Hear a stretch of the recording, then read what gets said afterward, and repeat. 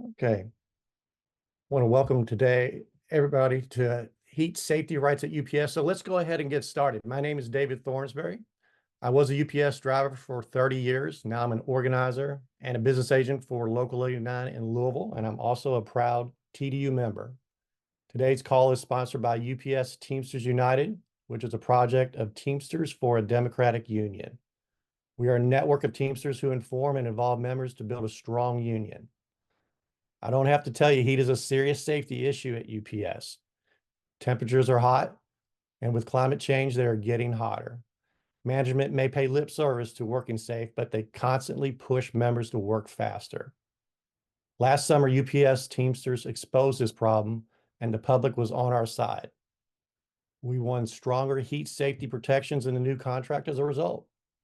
It's up to us to enforce these rights and protect each other. This is the first year of the new language, and management will be pushing back. We need to share best practices with each other about how to inform members and how to enforce the language. TDU's UPS Teamsters United Network brings UPSers together to do just that. Now, if you're not a member, I urge you to join TDU. Today, we're going to review the new Article 18 language on heat safety for both inside workers and drivers, and we'll share tools and tactics for organizing members. Now, the IBT has put out some great heat safety materials. We'll talk about how to use those too. And after the call, we'll email these materials to everyone, and we will post a video of the webinar on the TDU website. We will also text you a take action form so you can get help and network with other UPS Teamsters. Now, to get us started, I'm going to call on John Gacy, who is a package car driver and a shop steward in Local 509 in Columbia, South Carolina. Take it away, John. Thank you, Thorny. We have won a lot of solid heat safety rights in our Article 18 and actually Section 27 and 14. And these include drinking water for all workers on a shift, ice machines maintained in good working order, water jugs, big igloo coolers for each driver, 18,000 additional fans for the building, and cool zones where overheated workers can cool off. Also, 2 fans in every package car. Actually, by yesterday, you should have those. We will talk more about the cool zones break in a minute. There are some other important changes coming in 18 months. Heat shields and vents in every package car by the next summer. Actually, we've already seen some of the heat shields and vents in our area and in my building as well. Also, we have AC on package cars over the life of the contract to include 28,000 package cars. Okay, Thorny. Thanks, John. During the webinar, we'll talk about how to enforce these rights. First, I want to call on Richard Blake. Richard is a package car driver in Local 512 in Jacksonville to talk about protecting yourself by identifying signs of heat stress. Take it away, Richard. All right, thanks, Thorny. And like he was saying earlier, UPS may pay lip service to safety, but at the end of the day, it's us. We're the ones out there in the heat. We're in the back of the package car where it's over 100 degrees, while management's stressing for the air conditioning. It's like they would regulate how many sips of water we could take in a given day if they could. But luckily we have this good new language, but the important thing is that we know it and we use it. So for using some of what management's already putting out for dealing with heat stress, we have to look at the language they're putting out and use it for our own safety. So first of all, you want to watch out for the signs of heat stress. You don't want to wait until it's too late. Things like increased body temperature and heart rate, little to no desire to drink water, heavy sweating, irritability, confusion, and combatives, but more than the normal amount that we have out there. Fatigue, weakness, dizziness, headache, nausea, muscle cramps. Y'all have worked outside, you know what they are, but it is important to pay attention to them. That little headache you have, maybe it's not tension, maybe that's dehydration, And if you're feeling these symptoms, don't keep it to yourself. Don't just tell your buddy, let management know. And you want to always let them know over the dyad, not, calling this supervisor who's kind of nice, you're doing it over the dyad. You're creating a record of that. And you want to cite specific things that UPS's own training is recognizing as heat stress. You want to say, listen, send a message over the dyad. I'm getting heat, I'm getting muscle cramps, I feel nauseous, I'm getting a dehydration headache, I'm feeling I'm feeling more irritable than usual. Things like that. You want to use the language that they're putting out already. The contract, the new language does give us the right to follow the best practices. I mean, this is in Article 18. The best practices as outlined in the heat stress training, including taking additional breaks to rest. That's very specifically put out by management, and our contract says that we're supposed to follow what management puts out around keeping cool and keeping safe. So just like you follow the methods to control your pace of work, right? We follow their methods, right? And we do them, we're by the book. We also follow the company's heat methods and use their language. So let's say, maybe you're not at the point which you're going to call 911. That's usually a pretty extreme situation, though. If you have to do it, do it. But let's say you're not there. You need to get into a cool zone. You need to take a cool zone break. Send a dyad message. Don't just do it. Don't just decide to take a 15-minute extra hang out at the, business delivery you just did. Send them a specific message about it. Tell them how you're feeling and tell them what you're going to do, which is that you're going to get in a cool zone and take a break. That's why we have Article 18, use it, but always be honest. And then the same things, when you're coming out of that cool break, send them another message. Hey, feeling better. I've got coming out of my cool break now. You're keeping everything above board, the exact same thing you would do if you got even in a small accident. You're keeping everything above board and protecting yourself. If you are instructed to clock out, as always, work is instructed. Take a picture of that dyad message though, and at the end of the day, you got to talk to your steward because you want to grieve that to get paid for that time. They're instructing us to, if you do what they instruct, right? They won't tell you to clock out during a cool down break, do it, but grieve it. Absolutely grieve it. You should be getting paid for that time. That's not a meal break. That's a cool down break. And if anyone you know is experiencing heat stroke or unable to cool down, just call 911. Don't even chance it. And I'll just tell you from my own experience, I've both done the good thing and the wrong thing before. The good things, even before we had this new language, if I was feeling overheated, I sent in a quick message to management. I got some AC. I would got whatever water or Gatorade I had and got in the AC for as long as was necessary. Usually you're talking 10 to 20 minutes, and I communicated with management the whole time. Never had any problem. But I've also done the wrong thing before, which is I played it dangerous. I felt like I was too far away from AC or a cool zone or whatever. And I had my best friend on the phone as I was looking for packages in the back of the truck. It was 120 degrees back there.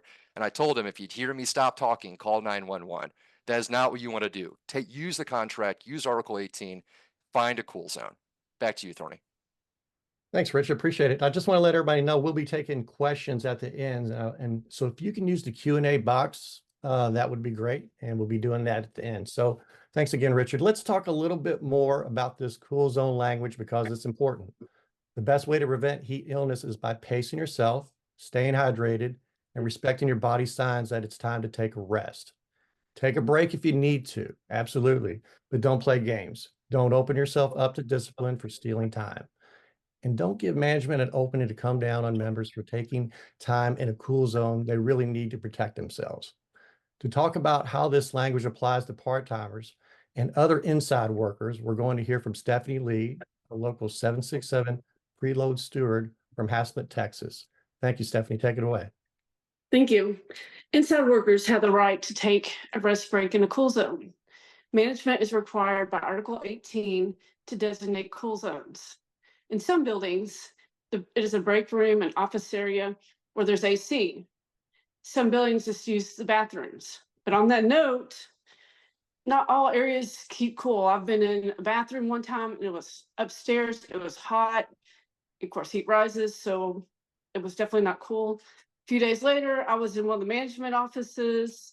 There's people in there doing stuff and it was warm. So not all areas are cool. We need to make sure that we're monitoring that. And if there is issues, we address it with the safety committee so it can get on the concerns log if needed, and management so we can get resolved. Otherwise, you're not going to have any left. If you are overheated, tell management when you are overheating and you need the rest or cool zone. When you feel recovered, inform management that you're reporting back to your work area. If you're struggling to recover, call emergency services. And on this note, because I've seen it happen a lot in my building, don't leave. especially if you know you're not feeling well, there's no telling what will happen on your way home or if you'll make it home. I've seen that happen. If management instructs you to clock out, work as instructed. Document the conversation and file a grievance after your shift. If you're disciplined for theft of time, file a grievance. To support your grievance, document right away. And how you can do that is how you're feeling when you're asked for the rest zone. Make sure cite symptoms that management recognizes as signs of heat stress. Who told you to clock out, what time, and where? Document everything. Thank you very much.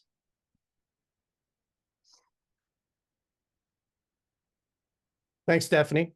We know management will welcome. push back on this. They put production ahead of your safety. They will accuse people of stealing time. They may try to accuse stewards and leaders of directing the workforce. To protect yourself, follow these do's and don'ts. Do use cool zones when you are overheating. Do not abuse Article 18. Cool zones are for heat safety, not an extra break. Do communicate with management. If you're a driver, always use the dyad. Do follow instructions. If you're told to clock out, then file a grievance. Do use the dyad and take a picture of your dyad message and management's response. Request your dyad messages at the end of the day. Do inform members about cool zones and encourage them to protect themselves and use their rights. Do not instruct members to take a break. The best way to beat harassment and retaliation is to act together. When one person is on the 9-5 list, they're going to be followed and called into the office. When an entire loop or most of the center is on the 9-5 list, it's a different story. We're going to hear some examples for how you can organize for heat safety with your coworkers. First, I want to call on Daryl Pace from Columbus Local 413. Take it away, Daryl. I am Daryl Pace from Local 413. I am the safety co-chair for my hub in Columbus, Ohio. I am able to do so behind a strong backing from my union stewards, Isaac Gobble and Derek Reddy. Right after the contract, we got to work because we knew we could get excited and we could actually make some changes. We started at the very basic level. Let's just start having conversations in a building, getting members involved, and we centered it around something that everybody can get behind, which is ice machines, filling stations, and fans. So once we got people involved, we knew that members would get concerned. We started a paper trail. We got members signing out forms and filling out concern forms about safety, about everything. Once they start signing forms, we have our paper trail going and we can bring this to management. I do want to mention that the IPT does have a heat and safety toolkit that has an audit form that you could use that's useful for documenting heat and safety concerns. The company still dragged its feet after this, so we weren't getting much help from them, even after getting these audit forms and getting everything filled out. So we started a different paper trail, and that's using emails. Once you start using emails, that gets to their offices, and we start involving people that are higher up than our managers and letting them know that we have safety concerns as it comes to heat. Once you do that, they are now involved, and they have to implement strategies as well. And now management is compromised. Once we have them compromised, they are forced to act like they care, right? Because everything for them is avoiding lawsuits and things like that on the job. So they're going to act like they care at that point. So over the last 6 months, we were able to get 2 ice machines installed, 2 filling stations, water filling stations, and we also have fans that were added on preload to help cool them down as they're working very hard. And we also were starting to get the basic things. So you should have these cooling hats. This is something that everybody should be able to get. This was authorized as well. These are the cooling sleeves, and then your cooling towels. Those were the basic things that we started with. After that, we did a major change and added Wellness Wednesdays. That's every Wednesday we get apples, oranges, strawberries. We'll get Nutri-Grain bars, something that's healthy for the drivers. And that was very important and instrumental on several fronts. First of all, it opened it up the budget, right? They don't want to spend money, so it forced them to spend $200 to $300 every Wednesday. Then we were able to get the non-involved members involved because we're handing them snacks, we're handing them drinks, we're handing them things in the morning and saying, hey, have a safe day out there. Now they know that this safety committee means something. We're mobilized at that point. Next up, we were able to get once we get the budget open, we can get these electrolyte freeze pops.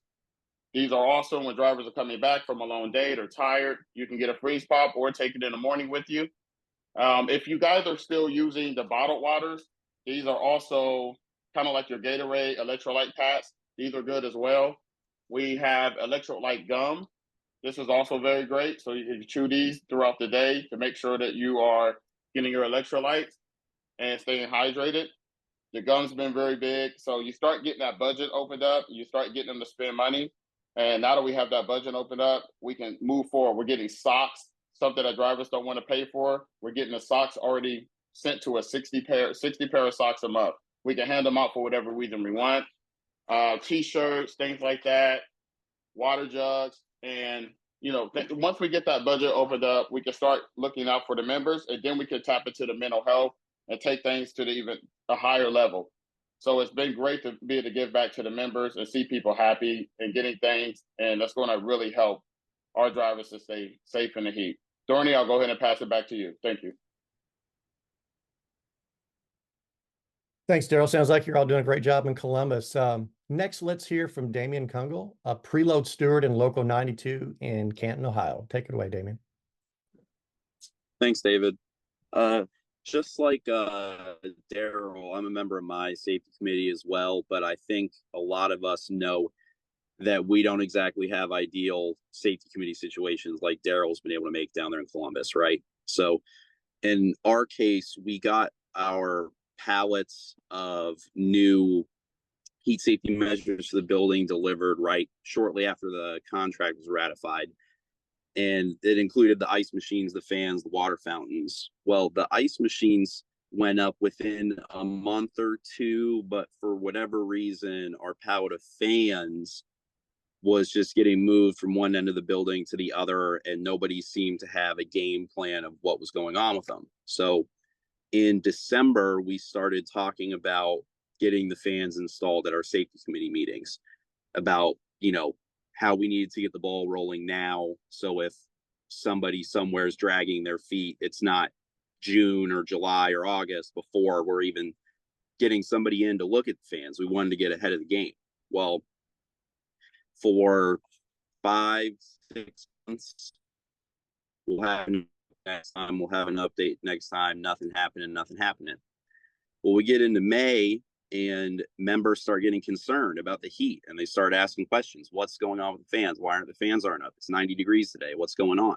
So we took it upon ourselves to start a petition. We circulated our petition around the preload and the local sort. We got about 2/3 of the members from each shift to sign the petition. The 1/3 that we didn't get was just people that we didn't happen to bump into within our time frame. Nobody said no that we wouldn't sign, right? We took that petition to the May safety committee meeting and informed the company co-chair that we had an expectation that the fans were going to be installed by June 1st. And if they weren't, that we were going to take escalating action to make sure that got done, right? We were talking about doing a shop grievance and having everybody who signed the petition sign the grievance. We had talked about, calling upper level management, district level or regional level management. We had talked about getting the local media involved, whatever we had to do to really put the pressure on the company to get this done, right? And after 6 months of trying and failing through the safety committee, after 10 days after the petition, we had a contractor in the building putting the fans up. So it really goes to show that there are alternative means of getting things done when you need to get them done, that it's not there are ways to get around getting bogged down in the process sometimes. Now, it is important to try to engage with the process and to go through, say, your safety committee, because that helps you get the paper trail like Daryl was talking about, which if you need to eventually escalate to a grievance, that's going to be very important to have that stuff. So try to engage with proper channels, but if you're not getting anywhere, don't be afraid to stand together with your coworkers and really, think outside the box and try to get something else to make sure everybody's staying safe. So thanks, David. Back to you. Thanks, Damon. Great work there. The IBT has put together a heat safety toolkit of materials. It includes separate heat safety fact sheets for inside workers and drivers. It also includes a leaflet on your right to take a break in a cool zone. TDU has produced trifold cards that members with the cool zone information that members can keep in their wallets. You can also order a bundle from the TDU online store, or if you join TDU today, we'll send you a stack with your free t-shirt. We'll also email you a copy of all these leaflets at the end of this webinar. I want to call on John Gacy from Local 509 to hear about how you can use these tools. Take it away, John. Thank you, Thorny. I'm personally going to hold parking lot meetings at my building to talk about the new language and to make sure everyone knows their rights and how to enforce them. I'm also going to order some of those cards you just talked about to give out to the parking lot meetings so each and every member can be reminded how important it is to be safe from the heat. There are also a lot of other buildings in my area that I'm talking to, and we're trying to coordinate where members can take action. And so one of our shop stewards in general, Thomas, I like to shout him out, Thomas, the bossman. He's been instrumental in helping me coordinate these buildings, and I appreciate you. There's many buildings where stewards and active members will set up tables and pass out the IBT toolkits. It's impossible for all of us to enforce a contract alone, but it's important. We're all important and valuable in enforcing the contract. It takes collective action by all of us to bring change. Getting involved with TDU for me has given me access to a plethora of education resources, and I've been connected with a lot of experienced Teamster activists. Most importantly, TDU has helped me to tap into my own power to stand up for myself and other Teamster siblings. We are on this call today, all of us, because we have purpose. It's an historical fact that we are part of a labor movement, and when we move together, we can't be defeated. I encourage you all to join TDU today, become a member. It's the best decision I made. Thank you. Take it away, Thorny. Thanks, John. Appreciate it. Last, CJ Twaza from New York, Local 804, is going to talk about how he uses group chats to keep members informed and united. Take it away, CJ.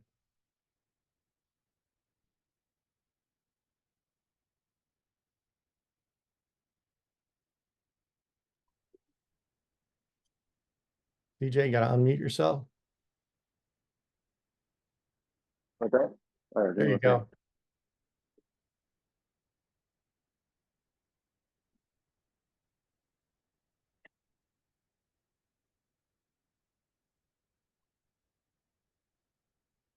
So while CJ is working on muting and unmuting himself, just a quick reminder, if you have questions about any of the material that's been covered so far, use the Q&A box on the bottom of your screen. You can type in your questions, and we're going to get to questions and answers shortly. CJ, we got you on deck here?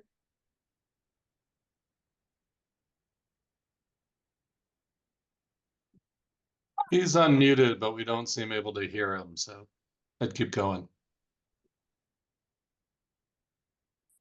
Okay, I'll tell you what, Beth, if it's okay with you, I think we're going to go open it up for questions and answers in a second. Maybe we'll get back with CJ here if we can get him unmuted and get the video going.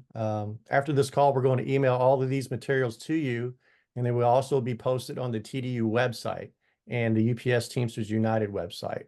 We're going to send you a take action form, fill it out, and an organizer will help you get organized in your local. Beth, if you want to queue up some questions or if you want to go back to CJ, it's your call on that one. So CJ, if you can hear us, you can go ahead and jump in if you're able. Let's start taking some questions. There are a few good ones in the Q&A box, and we're going to try and cover quite a few. One question was, what would you say is a good ratio or number of ice machines for the number of employees you have working in your building?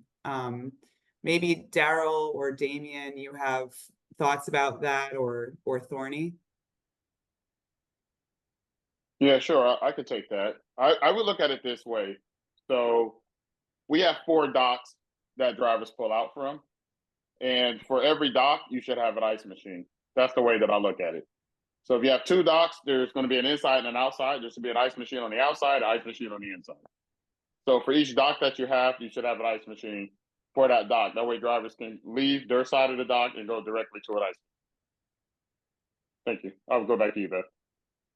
Beth, if I could throw something in there real quick. Also, you know, if your ice machine's always empty, obviously you need another one. If ice machines are breaking down, management should be bringing in bags of ice daily till it gets fixed as well. Thanks so much. And another sort of practical thing to keep in mind is as it starts getting hotter, if your ice machines are running out and not producing enough ice for the last people that are trying to use it, that's a good reason to ask for more. So somebody asked, do you have copies of the heat safety methods? Maybe Stephanie or Richard might have some input here.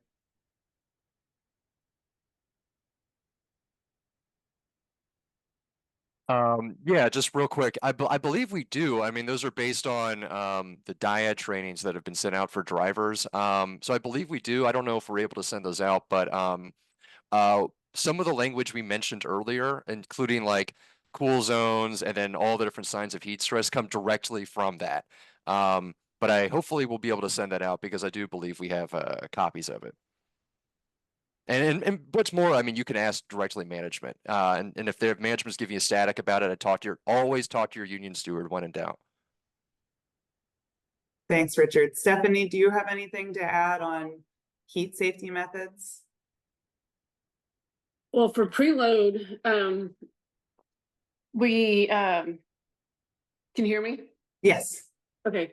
All right. So for preload, I have a monitor that I post a lot of heat stuff on, whether it's, you know, staying electrolytes, cooling down, drinking water, eating fruits, stuff like that. But we also do activities in the morning to help do it, and then pass out Gatorade packets to them. Make sure people know that if they have problems in their areas, to let us know, since I'm both a steward and the safety co-chair, that they can come to me and I can push things to get fixed. Because right now we're on the process of getting like a lot of our fans added or fixed in our building. We walk the water machines and the ice machines weekly and give reports on anything that has issues to help keep problems from happening. Does that help? Great. Yes. Yes. Thank you so Yeah. much. And You're welcome. and the company has some of this training material also posted on UPSers, so you can kind of click around and find their language that they use on heat safety and their recharge stuff, specifically like the DIAD training and stuff like that. I am a member of the safety committee, the only one for our local sort. How do I submit issues? I have gotten zero information on how to actually do anything to help. So that could be, maybe we go to Daryl and Stephanie and Damien for this one. So I don't know if you have access to G Sherman's, but you should. That is the system that they use to submit complaints. So you would go to your computer, you should have access to that, and you should be able to submit a complaint through G Sherman's, if not you, the co-chair.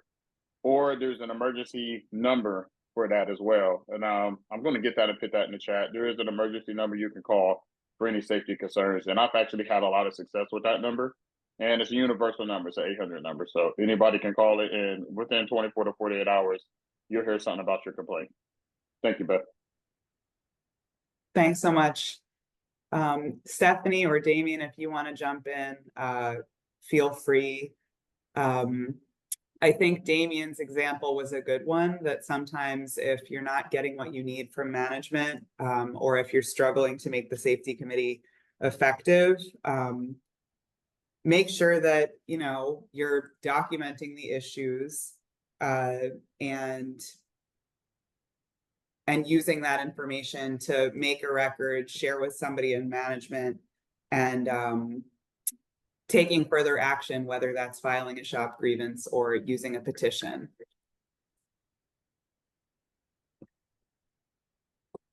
We have no ice machines, some bags of ice. Doesn't seem sanitary to use this way with everyone touching. What are the options there? What do you think, Richard or Daryl?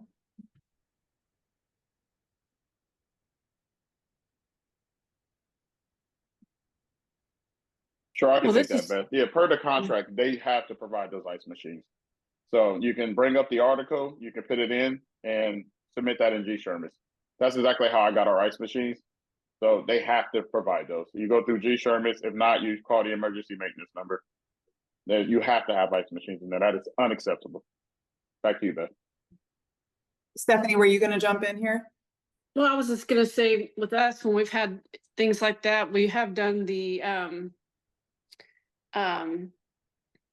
like filing the grievance, but we've also we would start with doing it on the concerns log, making sure management knows, and you have to give them a certain time to get it fixed. And then we would go to the grievance form if we needed to. But most everything would get fixed reasonably fast if we did it that way, if we followed their methods. Thanks so much. And we actually Welcome. we have sample petitions. They're going to go out by text. We can also drop them in the chat that you can use if you've made that first paper trail, made that first mention to somebody from safety or somebody from management to kind of boost the importance to the company on the issue. We're also going to be sending out, like Thorny said, that feedback form. A lot of these kinds of building specific questions are pretty specific to your situation. So if you want to get in touch, make sure you fill out that feedback form that's going to go out shortly, and let us know more about your situation, and we can get somebody in touch to try and help you out. Here's a question on parking lot meetings. Are we able to congregate in our parking area? We have been asked what we are doing, just sitting in the parking lot. I feel like they may take action against us if we stay in the parking lot to have a meeting. Where should we do it if that happens? Thorny, what do you have to say on this one? Well, on parking lot meetings, for one, without knowing the context of where they're at, we've been having parking lot meetings where I came from, UPS Bluegrass, for 20 plus years. So as long as you're not in the way of the traffic coming in, you're good to go. If management is surveilling you or trying to hijack your parking lot meetings, telling you what you can and cannot do, I would file a grievance for one. But also I would contact TDU, because it's a possible ULP charge or charge with National Labor Relations Board, because I've done it for over 20 years. There's many people that do it around the country. If we couldn't do it, you would know that. So the company is wrong on that. They just basically don't want the members to communicate. And that's one of the best tools at UPS is parking lot meetings, whether it's heat safety or any of the issues that you can talk about. And it's the best way to do that as well. It's also just straight up illegal for the company to tell you that you can't have a parking lot meeting. The National Labor Relations Act protects your right to concerted activity. So anytime that you're taking union action, it's protected. As an employee, you have a right to be on the property. You even have the right to be in somebody else's parking lot. You could go to another parking lot in your local that's not even your own center.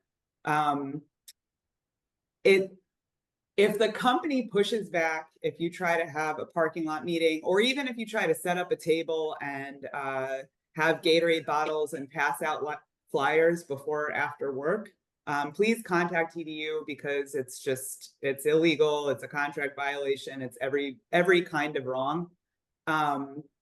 It can be hard to organize a parking lot meeting if people aren't used to having them, or if the company is trying to scare people out of it. So you can start small, start with a few people that might be able to help you pass out information.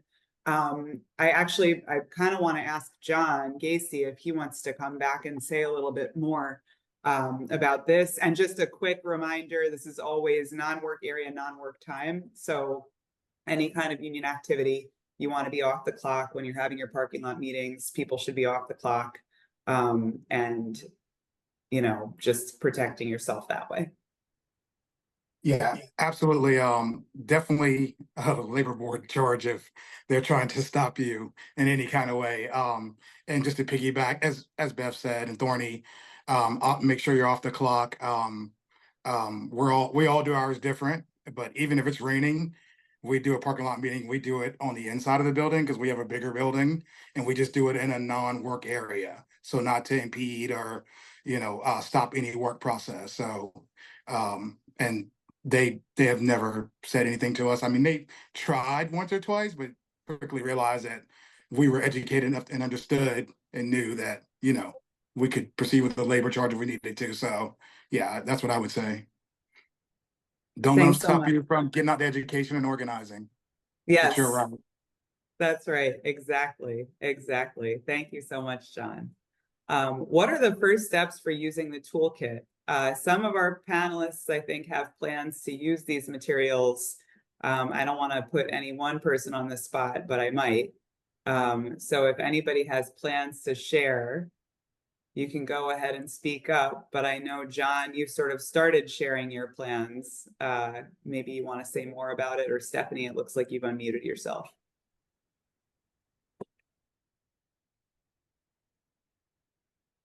I can go. Yeah, so we started basically a group chat a while back, and to get out all information to all of our siblings. So my plan is to do that. And like I said, I've been coordinating with another shop steward at other buildings so we can simultaneously do these and utilize the toolkits, pass them out to the members, just making sure everybody understands their rights and know where they need to go from here. So it's all about, and I feel like when you do it in these groups and these mass numbers, because management, they talk amongst buildings. So once they see that the members are serious, I think it has an impact, and in a good way for us. So Absolutely. And Damien, I saw you turn your video back on. Did you want to add? Yeah, we actually in the central region are planning on June 6th to try to have like a united day of action around heat safety. I know as a part-timer and a preloader, and a lot of people can probably relate to this, it's kind of difficult to get parking lot meetings going sometimes with our hours in the morning, right? So in my case, we're going to be doing more flyering than parking lot meeting, but we have, 10 other buildings, 10 other stewards planning on running a similar program in the central region right now on June 6th. So if anybody wanted to join us with that, that'd be a great kind of united action we can all take together. So Great. Thank you so much, Damien. And again, that feedback form is going to be coming out. A good place to start is figuring out what's the issue that a lot of people seem to care about that you can definitely make progress on and have a win on. And then figuring out what are the steps from there, right? What's the flyer that you could be passing out? Who are the people that can be helping you plan your parking lot meeting or your tabling day? Using those petitions to try and get the company to make some changes in the building and turn the heat back up on them instead. So that feedback form is coming out soon. We have another question about parking lot meetings. Do parking lot meetings have to be organized by union reps? Who wants to take that one? Well, I'll go ahead, Beth. First of all, the answer is no. I believe you said it earlier. Sometimes if you're currently not doing parking lot meetings, start scheduling them. They might start off small. What we did in our building in Bluegrass in J-Town, basically we have like 250 people. And the first initial work that we really did is we started gathering people's numbers and put them on like a Remind app. And so we could text out when the parking lot meeting was, and it wasn't the dreaded group text where somebody responds and everybody gets it. It just comes back to the sender. It came in very handy to schedule parking lot meetings and also like let workers know when check-in audits were happening or whatever. But no, I mean, a lot of times the average worker with concerns would go to a steward. The stewards usually scheduled it, but not all the time. And the business agents from the unions were always invited, but they weren't always there because they had other work to do. So feel free to take it upon yourselves. But if you start off small and build on that, your parking lots can turn into a tool for a lot of different things, issues, grievances, decisions and all that, getting the new workers involved and including some of the older workers who hadn't been involved in a while. So that's what we used to do. And I know a lot of people do that around the country. Thanks so much, Thorny. We've got another one. What is the deadline for jugs to be distributed to our drivers? We haven't received them yet. Maybe Richard or Daryl wants to take that one. Yeah. So we just in Jacksonville, we just got ours. So there's no specific deadline. There's nothing that says there's some deadlines like the 2 fans. That's a big thing everyone should do this week. You need to go and audit your entire every single package car. Make sure they all have 2 fans because, like someone said before, that deadline was yesterday. But when it comes to the jugs, there's no specific deadline, but it's hot. A lot of centers have had them, and you can reference that in a grievance that other centers and areas have been getting them. So what I would do is I would talk to your steward. If you haven't gotten them yet, I would talk to your steward and file a grievance, start putting pressure, maybe during the PCM, say, hey, where the hell those water jugs are at. But there is no specific deadline, so you have to just start, pressuring them, getting people together to pressure management and file a grievance with your steward. Thanks, Richard. And again, just a little reminder, Damien's example, I keep saying it, I'll keep saying it. Damien's example is really the best one. Some of this language is a little bit unclear. If there's not a hard deadline, they've had plenty of time. That's all you need to know. It's been almost a year since the contract passed. It's getting hot. It's only going to get hotter. So don't hold off if there's issues like that that are affecting lots of people. People care about that stuff, and you can take action together and have some protection that way. Last question, how do I get some of those wallet-sized heat safety pass outs? You can order them from the TDU store. You can also join TDU and you'll get a stack sent to you for free. We can put that link in the chat. They're great for using at your parking lot meetings or just passing around so people can hold on to them. They're less bulky than a leaflet. So I'm going to put that in the chat. And just a reminder, there's a lot of material out there on this issue because it's an important one. We're going to be sending out a link to the toolkit, which is going to include the IBT's leaflets. It's going to include the sample petitions, including the one that Damien was able to use successfully in his building to get fans installed. It's going to include a link to order those wallet cards, and it's going to have the audit forms in it, and it's going to have some tips and talking points for parking lot meetings. Fill out the feedback form that's going to be coming out in a moment. Let us know how you want to be in touch, what plans you want to make, what your biggest concerns and issues are on heat safety in your building and where you work. And we can network you with other Teamsters. If you thought that this was useful information and that our panelists had some good advice and good information, think about joining TDU, become a member. The company, believe me, management keeps in touch. They stay in contact with each other, and members can do the same. And that's what TDU and UPS Teamsters United is all about. So thanks everybody for being on. The feedback form just went out, and thank you all. We'll see you next time.